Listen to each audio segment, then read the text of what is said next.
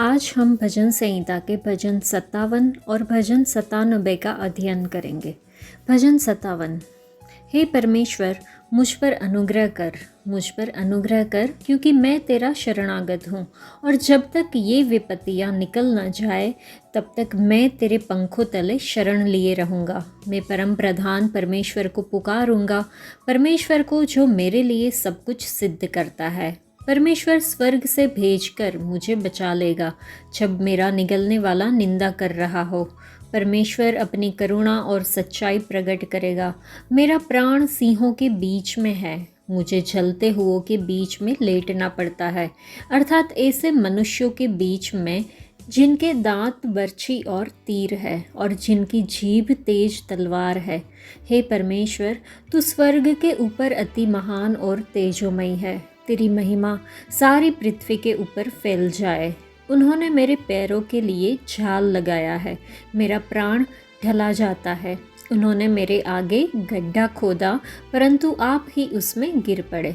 हे परमेश्वर, मेरा मन स्थिर है, मैं गाऊंगा वरन भजन कीर्तन करूंगा।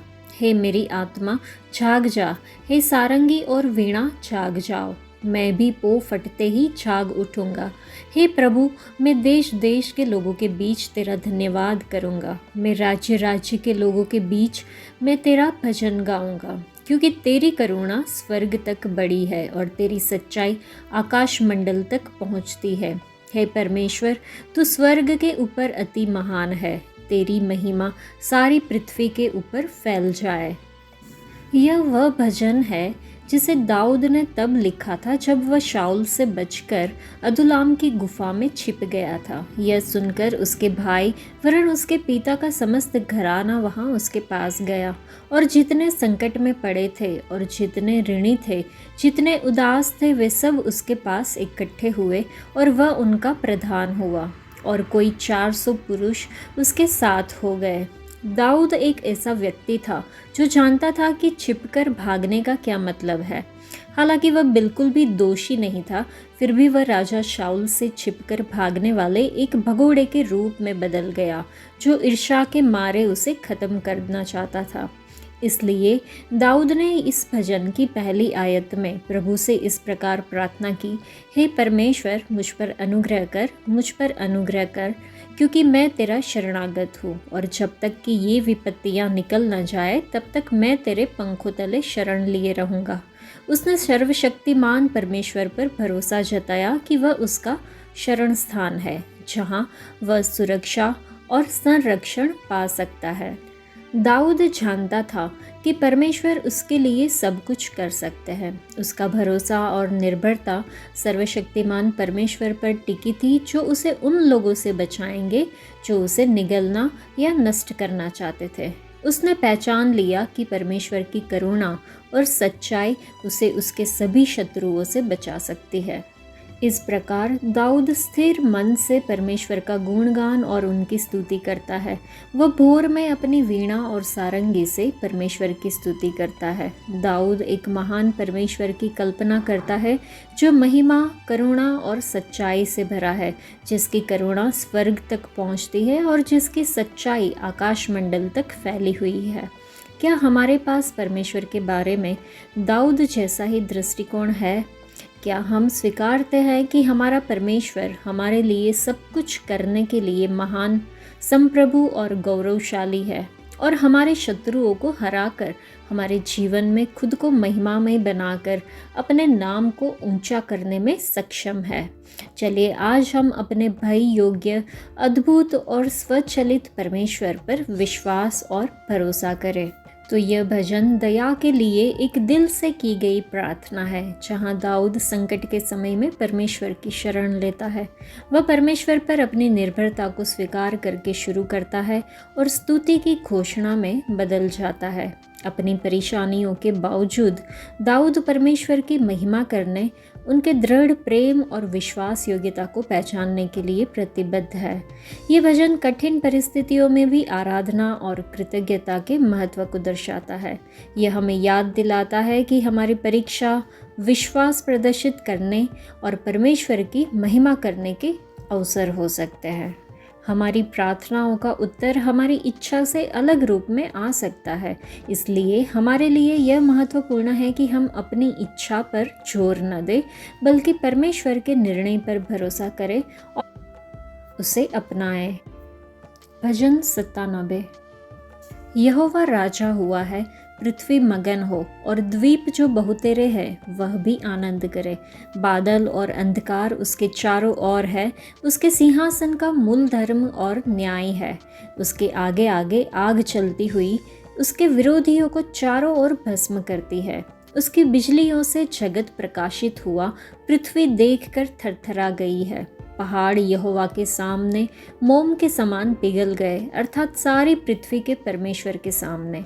आकाश ने उसके धर्म की साक्षी दी और देश देश के सब लोगों ने उसकी महिमा देखी है। जितने खुदी हुई मूर्तियों की उपासना करते और मूरतों पर फूलते हैं वे लज्जित हो। हे सब देवताओं, तुम उसी को दंडवत करो। सियोन सुनकर आनंदित हुई और यहूदा की बेटियां मगन हुई। हे यहोवा, यह तेरे नियमों के कारण हुआ, क्योंकि हे यहोवा, तू सारी पृथ्वी के ऊपर परम प्रधान है। तू सारे देवताओं से अधिक महान ठहरा है। हे यहोवा के प्रेमियों, बुराई से घृणा करो। वह अपने भक्तों के प्राणों की रक्षा करता और उन्हें दुष्टों के हाथों से बचाता है। धर्मी के लिए ज्योति और सीधे मन वालों के लिए आनंद बोया गया है। हे धर्मियों, यहोवा के कारण आनंदित हो और जिस पवित्र नाम से उसका स्मरण होता है उसका धन्यवाद करो। इस भजन में हमने देखा कि परमेश्वर धर्मी लोगों को उनके शत्रुओं से बचाते हैं और उनकी आत्माओं को नष्ट होने से बचाते हैं। जब हम कहते हैं कि हम यहोवा से प्रेम करते हैं तो हमें उसे घृणा करनी चाहिए जिससे यहोवा घृणा करता है, अर्थात हमें पाप से घृणा करनी चाहिए और बुराई से बचना चाहिए और बुराई के विरुद्ध लड़ना चाहिए।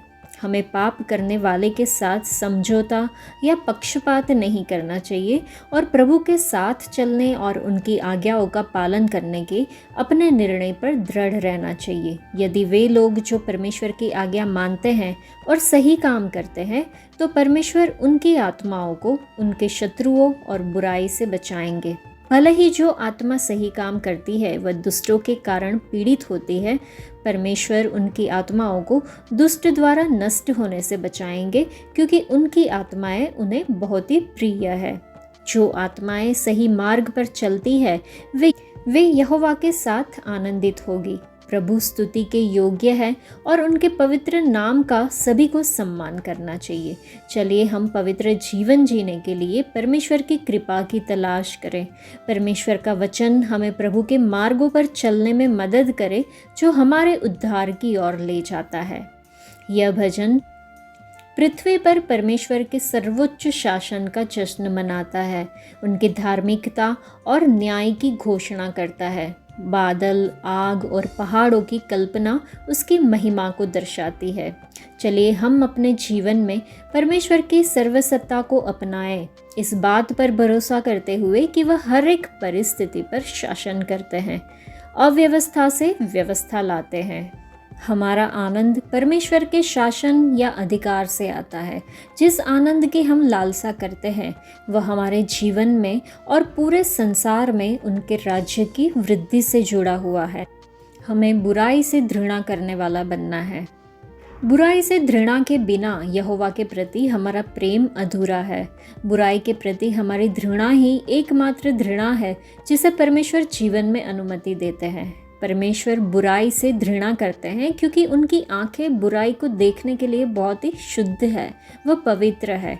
हर कोई यहोवा से प्रेम करेगा, लेकिन हम में से कितने लोग हैं जो बुराई से घृणा कर सकते हैं, जैसे लालच, ईर्ष्या, घमंड, अहंकार, निंदा, कलह, स्वार्थ, महत्वाकांक्षा, गुटबाजी, नशे और मूर्ति पूजा, जो कि हम मरकुस के सुसमाचार में और गलातियों की पत्री में देख सकते हैं।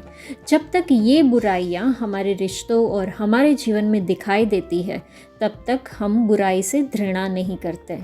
परमेश्वर और बुराई परस्पर अनन्य है, जबकि शैतान और बुराई परस्पर समावेशी है। हमारे जीवन में बुराई के 3 मुख्य विरोधी है। एक तो शैतान, उससे सचेत रहो और जागते रहो, क्योंकि तुम्हारा विरोधी शैतान गरजने वाले सिंह के समान इस खोज में रहता है कि किसको फाड़ डाले, जो कि पहले पतरस की पुस्तक में हम देख सकते हैं। तो हम शैतान पर विजय कैसे पा सकते हैं? याकूब की पत्री में 4 अध्याय में हम देख सकते हैं कि लिखा है, इसलिए परमेश्वर के अधीन हो जाओ और शैतान का सामना करो, तो वह तुम्हारे पास से भाग निकलेगा। शैतान का विरोध करना हमारे विचारों से शुरू होना चाहिए, क्योंकि वह सबसे पहले हमारे विचारों में हमें लुभाता है। दूसरे कुरिन्थियों की पत्री में लिखा है कि हर विचार को मसीह की आज्ञा पालन में कैद करके शैतान का विरोध किया जा सकता है। दूसरा, शरीर या पापी स्वभाव।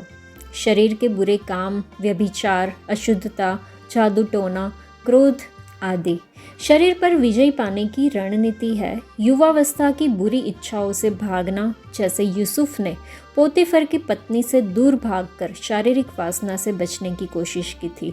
ऐसे लोगों के साथ या ऐसी जगहों पर जाने से बचे जो हमें शारीरिक वासनाओं में फंसाने के लिए लुभाए। अय्यूब की तरह हम भी अपनी आंखों से एक वाचा बांधे ताकि हम प्रलोभनों से बच सके।